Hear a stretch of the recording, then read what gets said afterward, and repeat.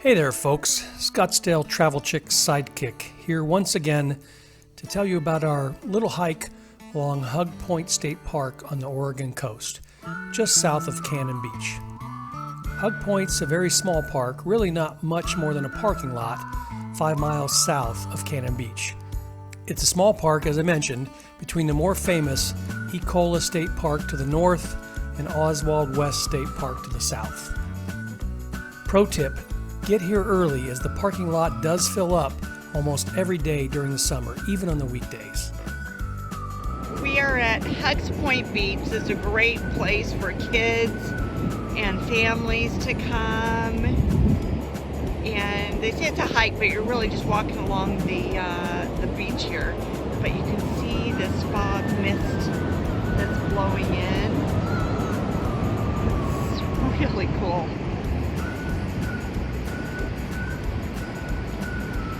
Beautiful morning as the sun's coming through. It's small, but the attraction is really the beach itself and a number of interesting sights as you walk along it. Pro tip number 2, it's important to go near low tide as the beach is not very big otherwise and many of the tide pools will be covered. You can hike either south or north, but the north side has more interesting things to see.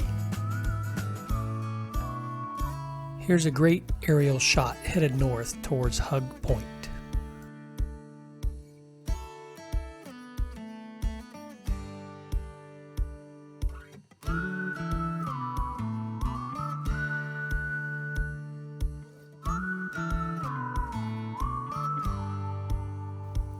As you move north, walking along the first point, you'll come to a small waterfall. It's a great place for pictures, and you can even climb to the top for a nice view and a grassy picnic area.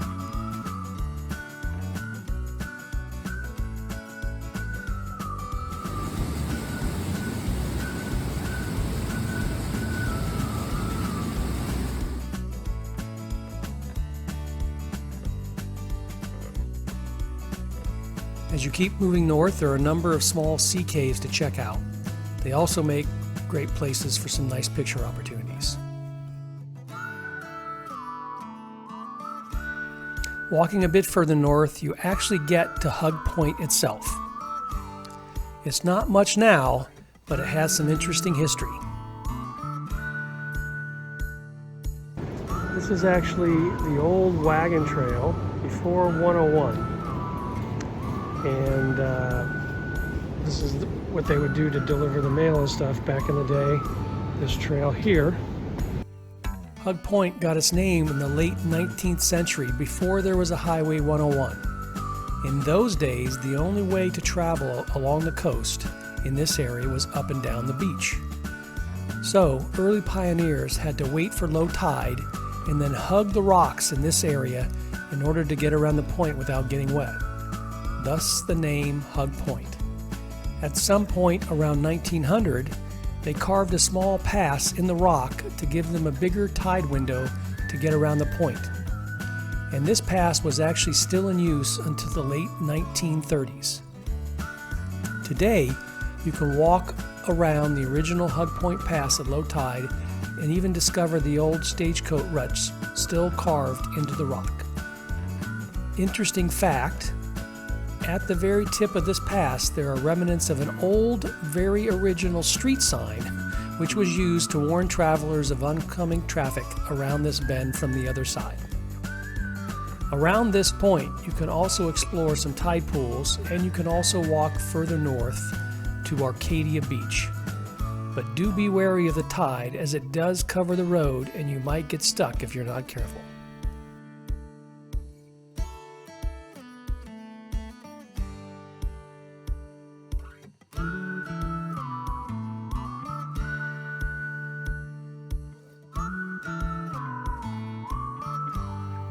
A little less exciting, but still worth the walk, is moving south from the trailhead, walking past Point Meriwether onto the next beach south, which is called Arch Cape.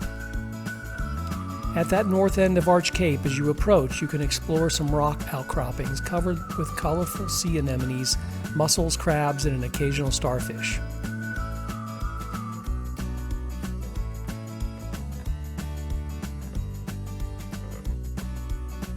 Hug Point Park is a great little place to take the kids, do some walking, and maybe even have a picnic. It's not the biggest park on the Oregon coast, but we'd highly recommend this one for sure.